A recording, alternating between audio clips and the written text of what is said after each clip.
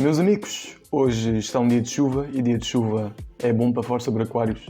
Portanto, a pedido de muitos de vocês, eu hoje vou fazer aqui um vídeo a mostrar como é que eu planejo os meus aquários em 6 passos simples e eficazes. Tu também estás a ver este vídeo, podes fazer em tua casa este plano ou este método.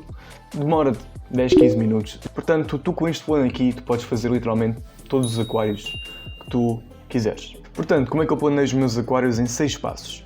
Uma nota aqui rápida é que isto aqui é como eu planejo, ok? É como eu planejo, não é uma coisa que tu tens de fazer obrigatoriamente. É apenas uma coisa que eu uso para me orientar e que me facilita muito a criação dos meus aquários.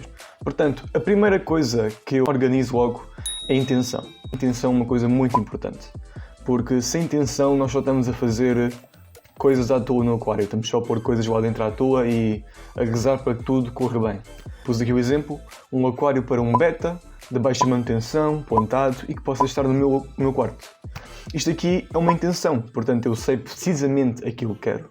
Eu sei que quero um aquário para um beta, com baixa manutenção, pontado e que possa estar no meu quarto. Ok, já tenho esta ideia fixa, já tenho esta intenção, este objetivo, agora só tenho que ir buscar as coisas e organizar as coisas para que isto se conclua, para que isto seja feito. Logo a seguir o que eu decido é a fauna. A fauna para mim é a parte mais importante para o aquário porque vai condicionar tudo o resto. E para além disso, nós aquaristas como donos, digamos assim, de animais, nós temos uma responsabilidade para com os animais. Portanto, eu acho que pôr a fauna logo em segundo lugar é a coisa mais importante. Até porque a fauna vai condicionar todo o resto do aquário. Por exemplo, ela vai condicionar os parâmetros de água, as plantas que usamos, o hardscape que usamos, o tamanho do aquário e muitas outras coisas. Portanto, a fauna é super importante e é logo a segunda coisa que eu vou estar a decidir. A terceira coisa que eu decido aqui é a flora, que são as plantas. Portanto, definir as plantas que vamos usar no aquário. E temos de ter em conta aqui apenas a fauna, ok? Porquê? Porque há peixes que não se dão bem com plantas. Por exemplo, os quinguios, eles têm muito mania, digamos assim, ou são conhecidos por comer algumas plantas. Portanto, quando nós estamos a escolher os nossos animais, ou neste caso as nossas plantas, temos de ter em conta os animais que vamos usar. Por exemplo, se eu vou usar quinguios, se calhar estar a pôr aquela planta que eu sei que eles gostam de comer não é muito boa ideia. Então, cortamos essa planta da lista, vamos ver mais alguma que eu possa pôr. Portanto, o quarto passo aqui é o hardscape e o substrato. E diz aqui definir que substrato ou substratos usamos e materiais usamos. E temos de ter atenção à fauna, à flora e à acessibilidade. Ok? Porquê que eu digo aqui que vocês têm de ter atenção à fauna, à flora e à acessibilidade? Bem, a fauna é um bocado óbvio, porque se nós vamos pôr, por exemplo, peixes que ficam grandes, estar a pôr um hardscape muito complexo não é uma boa ideia. Também temos de ter atenção, por exemplo, a objetos que possam magoar ou prender os nossos peixes. Por exemplo, às vezes pomos pedras Dragonstone, por exemplo, que é uma pedra afiada. Essas pedras são muito bonitas, mas podem aleijar os nossos peixes. Portanto, é uma questão de ter atenção. E para além disso, também temos de ter atenção lá fora, principalmente pelo substrato, porque se nós vamos usar, por exemplo, plantas que precisam de nutrientes, muitos nutrientes na água, que se alimentam principalmente pelas raízes, ter um substrato fértil é óbvio que nós temos de ter um substrato fértil, não podemos estar a pôr alguma coisa inértil para esse tipo de plantas. A acessibilidade é mais pela questão da limpeza do aquário e manutenção.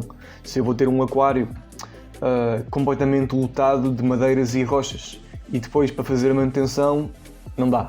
A minha mão não cabe naquele buraco, o sifão não cabe, nem a mangueira cabe, então isso é uma questão a ter atenção.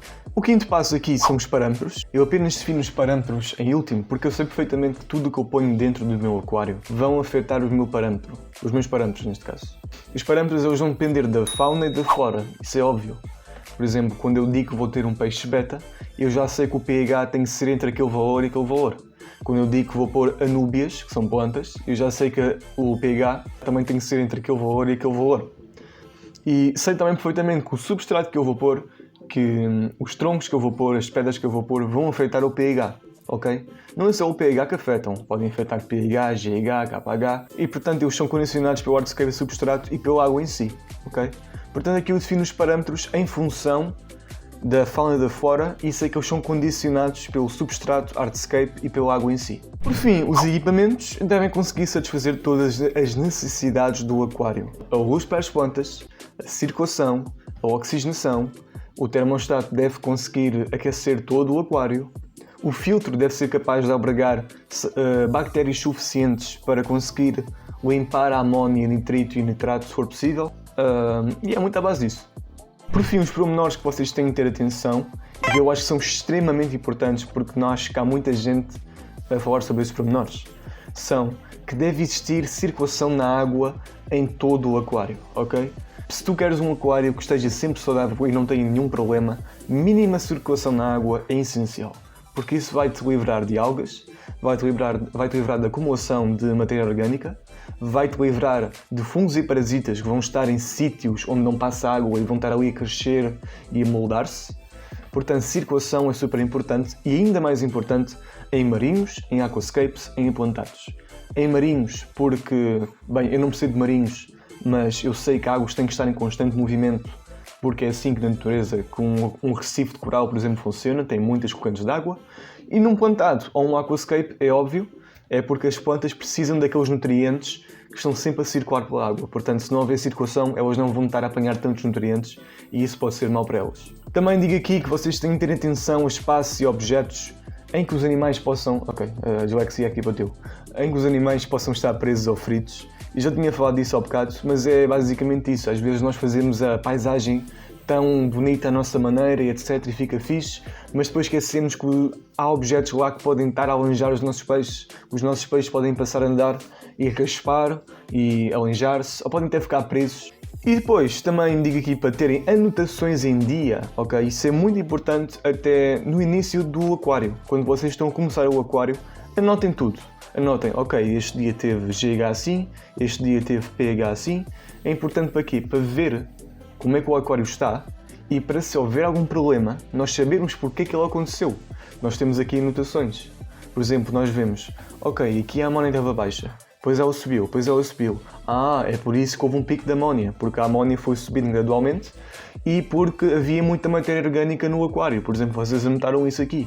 Portanto, mantenham anotações em dia. E por fim, é estudar. Estudem, estudem, estudem.